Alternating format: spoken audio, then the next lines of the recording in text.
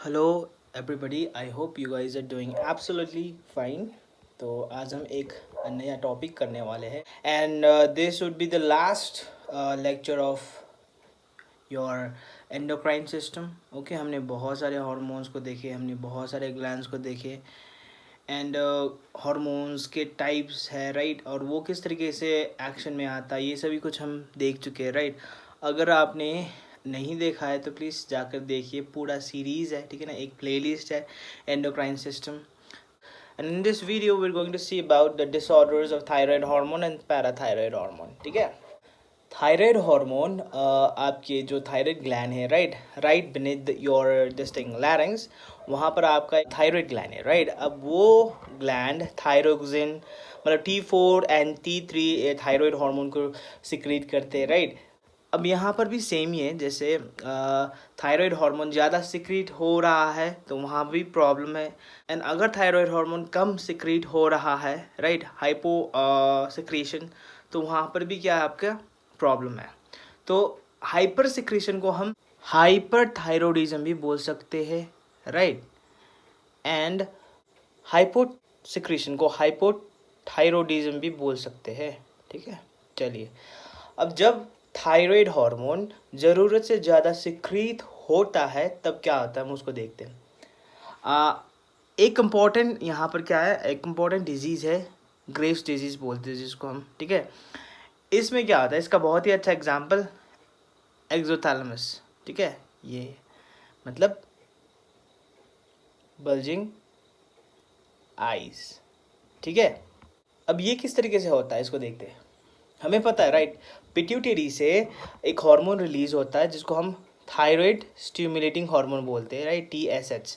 ये जब आपके थायराइड ग्लैंड पर एक्ट करेंगे तभी आपके क्या होंगे, थायराइड हार्मोन रिलीज होंगे, राइट। तो इससे हम ये जान सकते हैं कि थायराइड हार्मोन कितना चाहिए, राइट, कितना सिक्रेट होना है, ये सभी डिसाइड करेंगे आपके पिट्यूटरी। अब पिट्यूटरी को भी डिसाइड कराएगा हाइपोथैलेमस, राइट। पर आपके ग्रेव्स डिजीज मतलब हाइपर थायरोडिज्म के केस में क्या होता है, it is a auto immune disease, okay. यहाँ पर आपके खुद के इम्यून सेल्स एक एंटीबॉडी को बनाएंगे, वो एंटीबॉडी जस्ट इसका मतलब बहरूपिया होगा, एनालॉग बोल सकते हैं, ठीक है। इसको हम बोलेंगे थायराइड स्टिमुलेटिंग इम्यूनोग्लोबिन, ठीक है, TSI। अब TSH का भेस बनकर, ठीक है, थायराइड ग्लैंड में जाकर एक्ट करता है, ठीक है। तो इससे क्या होता है, अब यहाँ से कंटिन्यूसली मतलब थायरोक्सिन मतलब थायराइड हार्मोन रिलीज होता रहता है, ठीक है।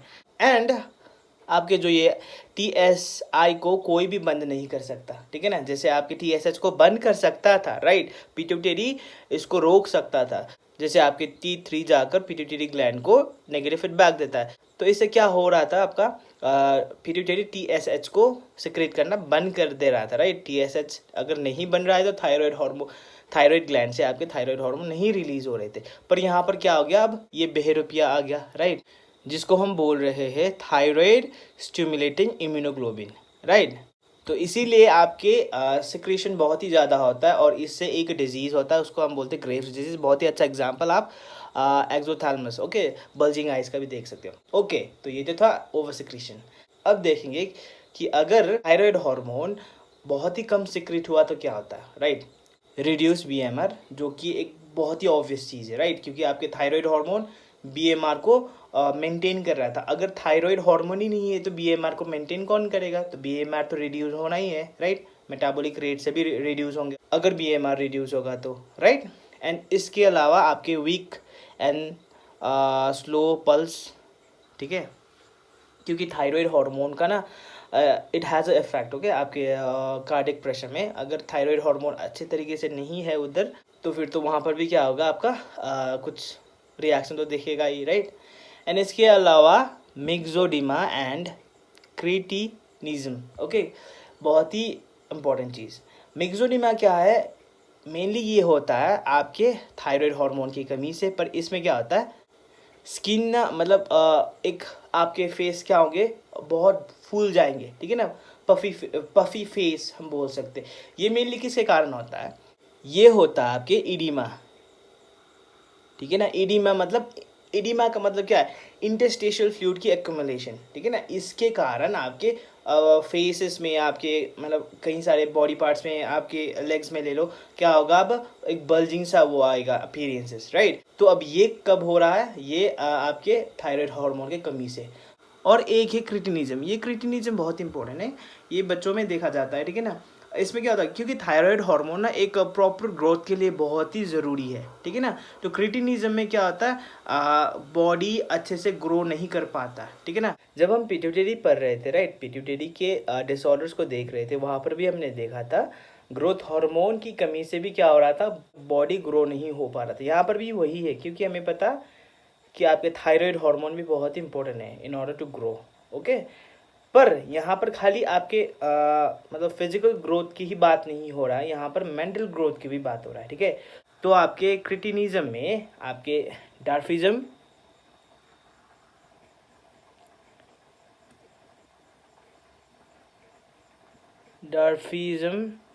प्लस मेंटल रिटार्डेशन, ठीक है।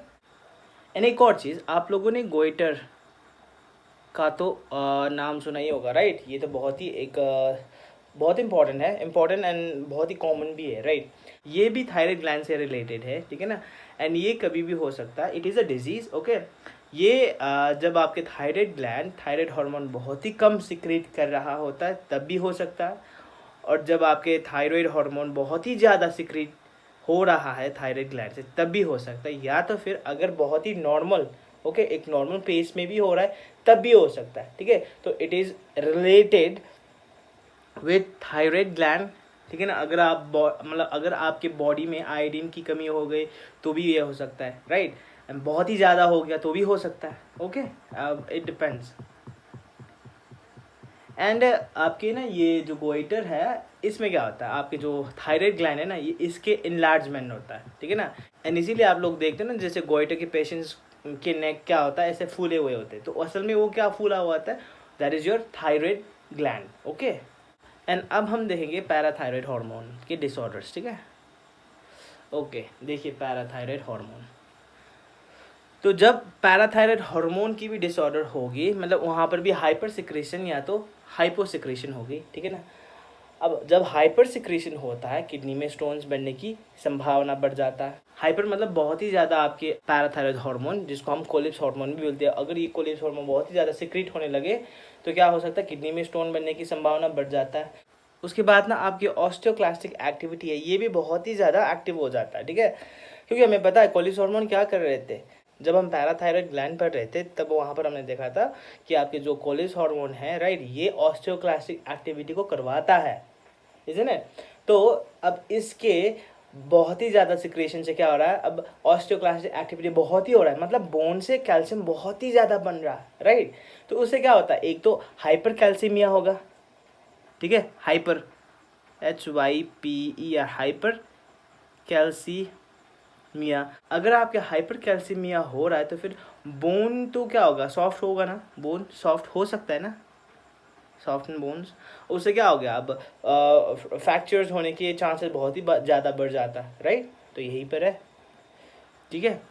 और अगर आपके पैराथायराइड हार्मोन की सिक्रेशन बहुत ही कम हो गया तो क्या हो सकता है, हाइपोकैल्सीमिया, राइट। अगर हम ना आपके पैराथायराइड हार्मोन को एक लेमन हिसाब में समझे तो हम बोल सकते हैं कि आपके parathyroid hormone calcium, blood calcium level को मेंटेन करके रखता है, राइट।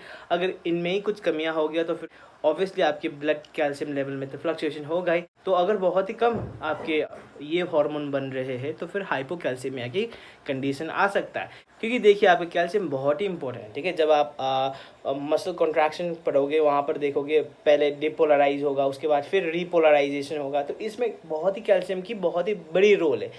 तो यहाँ पर क्या होता है, कैल्शियम की कमी से आपके स्पॉन्टेनियस आपके ना डीपोलराइजेशन हो जाता है। इससे क्या होता है, आप ट्विस्ट, ओके, ट्विस्ट आने के चांसेस बहुत बढ़ जाता है। इसको हम क्या बोलते हैं, पैराथायराइड टैटनी बोलते हैं, ठीक है। तो आई होप आप लोगों को समझ में आ गया होगा पैराथायराइड हार्मोन की डिसऑर्डर्स भी एंड थायराइड हार्मोन की डिसऑर्डर्स, गोइटर क्या होता है, right, hyposecretion, hyper secretion, right, hypothyroidism, hyperthyroidism.